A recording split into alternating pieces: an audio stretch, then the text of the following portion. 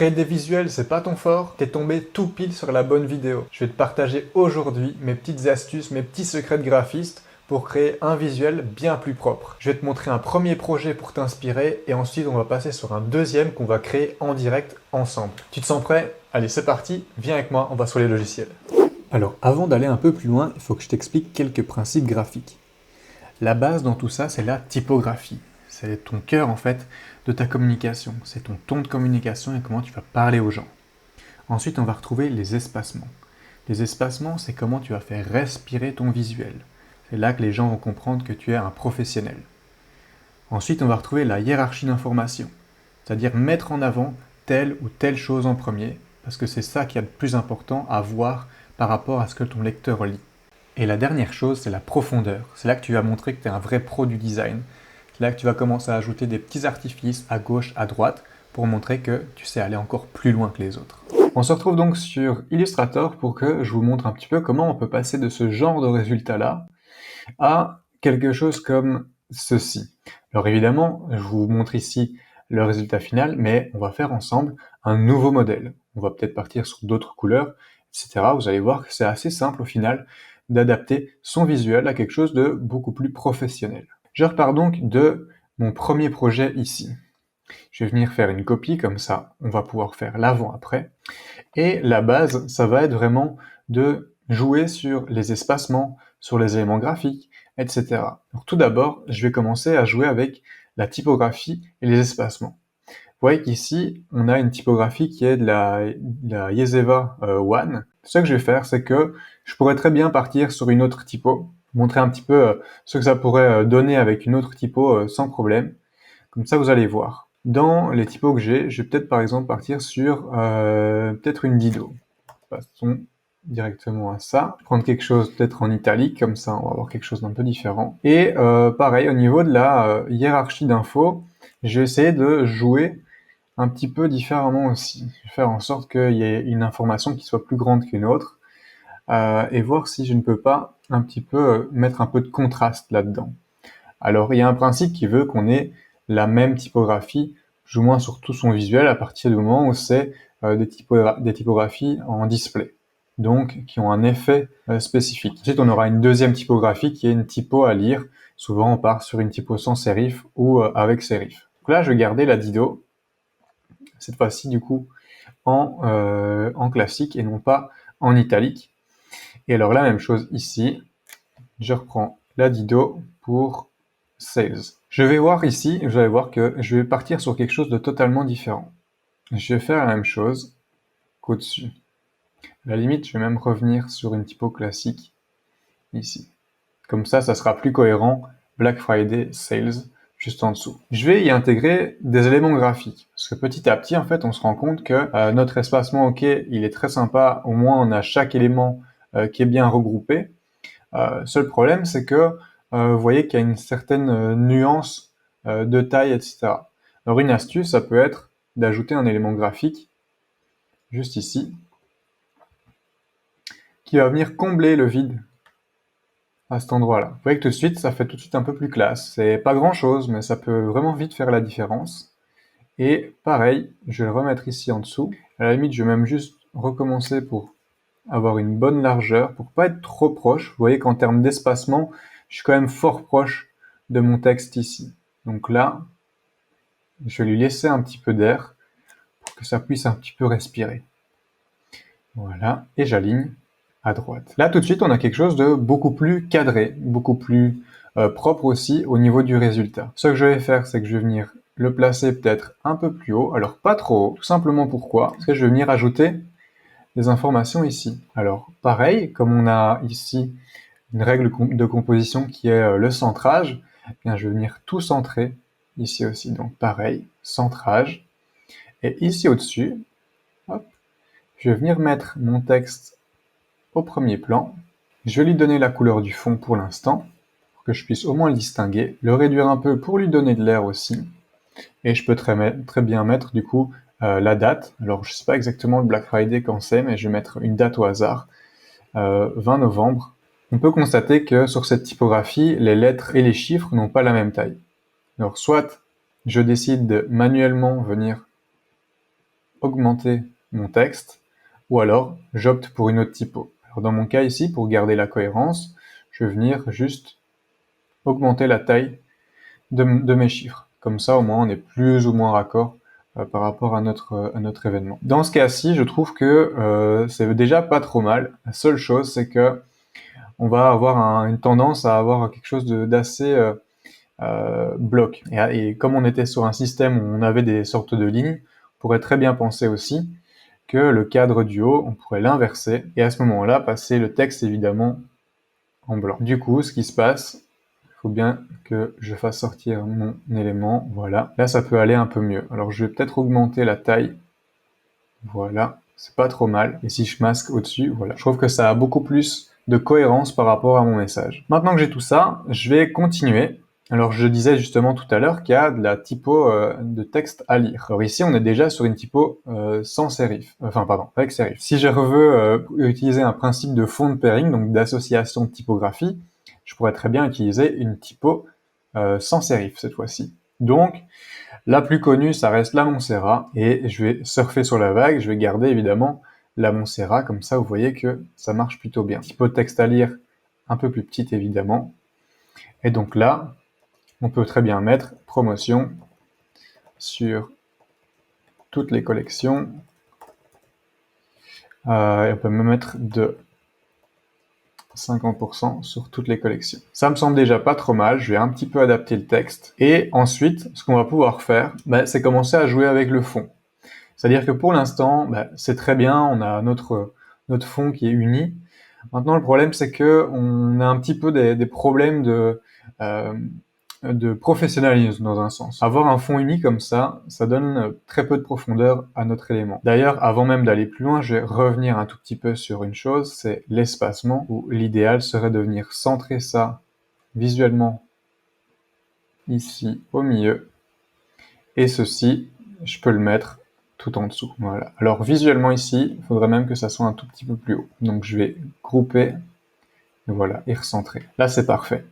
Maintenant, on va commencer à jouer du coup avec le fond. Le fond, pour lui donner un peu plus de profondeur, on peut utiliser soit des éléments graphiques, soit de la profondeur via des dégradés. Chose que j'aime beaucoup faire, c'est partir sur un dégradé ici. Et dans Illustrator, vous pouvez aller sur dégradé de forme libre. Dès que vous faites ça, on vous propose du coup un dégradé de base qui est déjà plus ou moins en accord avec ce qu'on a comme idée. Alors pour changer totalement, je vais partir sur une autre couleur. Donc vous pouvez cliquer sur chaque point et vous pouvez même les supprimer sans problème. Moi je vais garder uniquement 3 couleurs, c'est très bien. Donc là je clique sur ce point-là. Ce que je vais faire, c'est que je vais aller lui mettre couleur noire, mais pas non plus de trop. Il faut juste aller entre les deux. Je vais venir ici faire quelque chose d'orangé. Souvent, au niveau du Black Friday, on a des teintes un peu orangées. C'est assez intéressant. Donc pareil, orange. Là, c'est peut-être un peu trop agressif. Donc je vais venir un tout petit peu diminuer la puissance de mon orange. Alors le noir, j'aimerais bien le remettre un peu plus loin, ou alors on va voir un petit peu ce que ça peut donner. La limite, il pourrait même être plus ou moins ici au centre, ça pourrait être sympa aussi. Partons peut-être sur cette idée-là.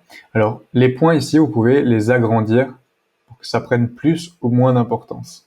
Dans mon cas ici, ça me semble déjà pas mal. Passons rien qu'en bougeant vos points, ça donne déjà une bonne optique de ce que ça peut donner. Je vais quand même un tout petit peu changer ma teinte d'orange ici. Je trouve qu'elle est pas terrible. À la limite, je pourrais même rester sur quelque chose de relativement neutre, comme ceci. Donc vous voyez que on a changé totalement, on est parti de ceci à cela.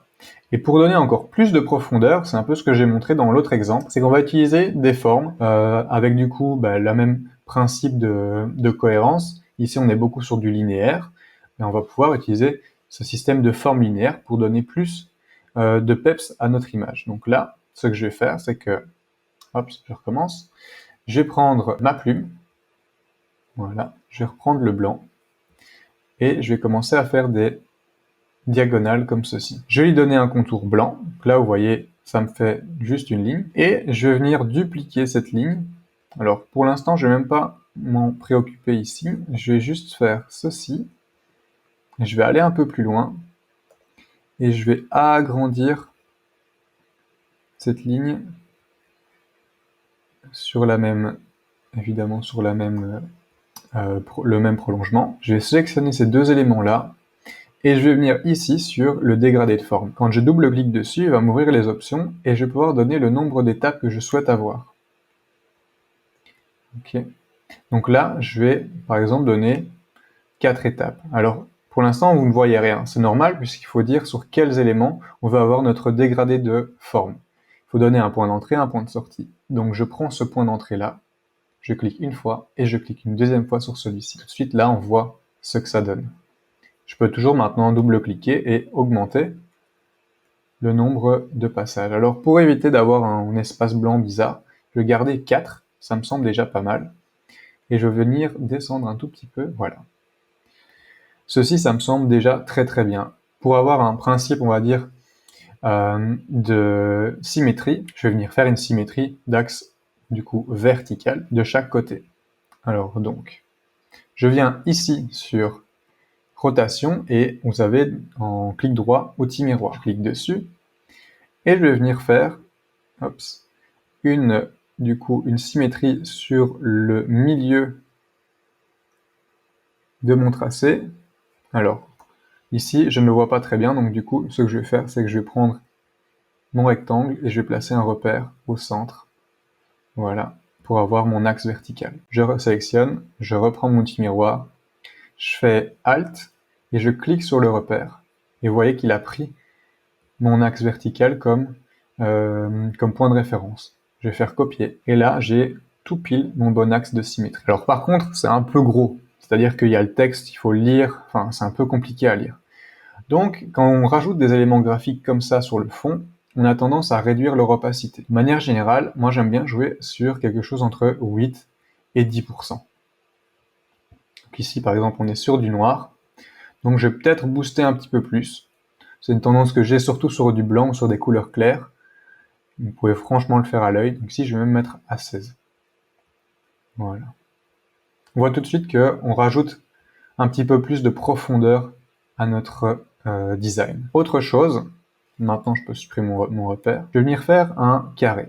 Toujours de la même manière, mon carré, je vais le centrer, voilà, et lui donner un contour blanc. Alors là, de nouveau, pareil, même souci, je passe à travers le texte. Alors soit je le laisse comme ça et du coup je réduis son opacité à du coup la même valeur 16, vous avez quelque chose comme ceci, ce qui n'est déjà pas trop mal. Et ce que vous pouvez faire aussi, c'est plutôt que de couper des lettres, etc., on peut utiliser un principe graphique où on va juste retourner notre rectangle, enfin notre carré, pour qu'il suive du coup le reste des éléments. Et à ce moment-là, on a tout de suite de nouveau un truc un peu plus premium. Je vais juste ici, sur mes différents éléments, augmenter la taille de mon contour. Donc voilà, en quelques clics, en quelques ajustements, on passe d'un visuel qui est déjà assez basique à quelque chose de beaucoup plus qualitatif. Donc là, je vous fais juste un petit masque d'écrêtage pour que vous voyez le résultat final sans les bords. On est passé donc de ceci à ceci jusqu'à quelque chose comme ceci. Voilà, donc je récapitule vite fait. On a le principe donc de typographie, de hiérarchie d'informations au niveau des typos, du groupement, des espaces du coup qui sont comblés par des éléments graphiques. On a aussi du coup une hiérarchie d'infos ici au-dessus pour mettre en avant que la date en particulier c'est cette date-là. Et alors, par la suite, on a un jeu de fond de pairing et d'ajustement du fond avec des éléments graphiques et des dégradés. On n'est pas obligé d'avoir toujours des dégradés, on peut très bien aussi mettre une photo comme fond et peut-être réduire l'opacité pour qu'elle soit un petit peu plus légère sur notre design et qu'elle soit plus facile à lire, enfin que le texte soit plus facile à lire sur l'image. Donc voilà mes astuces pour créer des petits visuels un peu plus professionnels. N'hésitez pas du coup à commenter avec vos propres astuces ou à me dire si ça vous a aidé pour la création de vos visuels aussi. Évidemment ici je l'ai fait sur Illustrator, mais il y a énormément de choses que vous savez déjà faire du coup en Canva ou avec d'autres outils qui sont complètement gratuits. Donc n'hésitez pas, ce sont juste des principes graphiques de base. Donc continuez à créer, essayez, testez des choses et nous évidemment on se retrouve dans un prochain tuto sur du graphisme.